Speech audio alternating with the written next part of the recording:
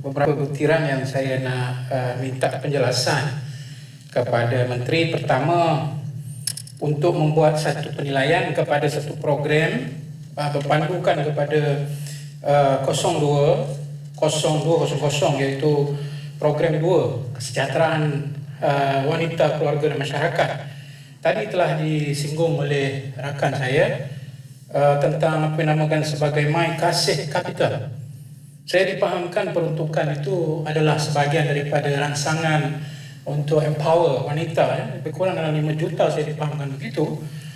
Namun daripada aduan yang kita dapat melalui media sosial yang tidak terjawab oleh Menteri, dan saya mohon mendapat jawapannya pada petang ini, iaitu program yang sepatutnya mereka, para usahawan wanita ini mendapat 1,000, tapi dibuat aduan bahawa hanya, bukan buat aduan, tapi dicakap dalam media sosial secara open begitu, mereka hanya dapat 500. So itu satu soalan yang perlu diberi penjelasan, dan kemudian juga dipahamkan mereka untuk mendapat 1,000 itu yang akhirnya mereka dapat 500, dia kena pergi satu kursus yang disediakan, di mana kursus itu pula mereka terpaksa bayar 1,300. Jadi saya tak naklah Menteri ini nanti dianggap bagi tangan kanan, lepas tu ambil tangan kiri dari poket yang memberi itu. Jadi saya rasa perkara ini perlu diberi penjelasan agar perkara tersebut dapat dilunaskan seperti mana yang layak, seperti yang ditetapkan. Kedua, saya masuk kepada penjenayahan perkahwinan kanak-kanak ataupun 010200, di mana saya boleh faham Menteri sukar untuk membuat satu undang-undang yang menghadkan umur perkahwinan kanak-kanak, kerana kita ada masalah di peringkat negeri-negeri yang mengizinkan perkahwinan di bawah umur. Saya tahu perkara tersebut sebab dahulu kita pernah buat satu komiti khas untuk membincangkan soal perkahwinan bawah umur ini, yang mana ia sangat kompleks, Tuan Speaker, melibatkan negeri-negeri. So engagement, dan ada isu-isu latar belakang hukum hakam agama. Walaupun dalam konteks itu kita telah mendapat pandangan para ulama dan para mufti yang menyatakan bahawa apa yang harus itu boleh saja kita haramkan kalau ia memerlukan satu maslahah.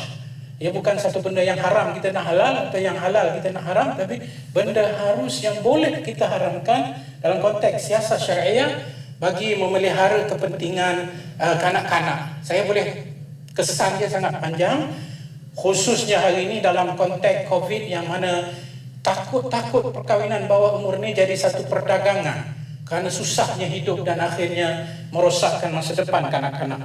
So boleh bagi sikit penjelasan selagi Menteri tak selesai engagement dengan berbagai pihak, khususnya pihak yang di peringkat negeri agama, maka selagi itu apa saja undang-undang yang kita nak buat tidak akan tercapai. Seterusnya 03000 atau 031400 membenteras pemerdagangan orang. Ini pun satu yang mungkin tak ramai highlight, bahawa baru-baru ini Jabatan Negara Amerika Syarikat telah meletakkan Malaysia dalam konteks pemerdagangan manusia ini kepada tahap 3, third tier.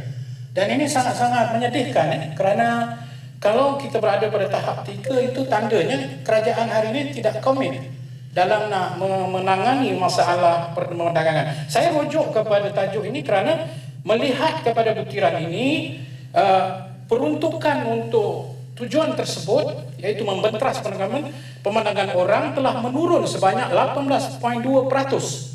Jadi agak mengecewakan. Patutnya kalau kita tahu kita hadapi masalah dan kita ada komitmen untuk menyelesaikan masalah ini, peruntukan itu patutnya dipertingkatkan. Akhirnya, saya juga ingin mohon penjelasan 030500 berkenaan wang saku institusi kanak-kanak, yang menurut butiran ini juga turun hampir 10% dalam keadaan COVID, dan kesannya kita tahu ramai kanak-kanak yang jadi yatim piatu ataupun dibiayai oleh ibu tunggal. Maka wang saku institusi kanak-kanak ini juga perlu diberi perhatian penambahan dalam keadaan kita berada di dalam era post-pandemic ini. Sekian, terima kasih Tuan Speaker, dan mohon jawapan yang jujur dan ikhlas daripada Menteri. Terima kasih, berhormat Ibu Bintang.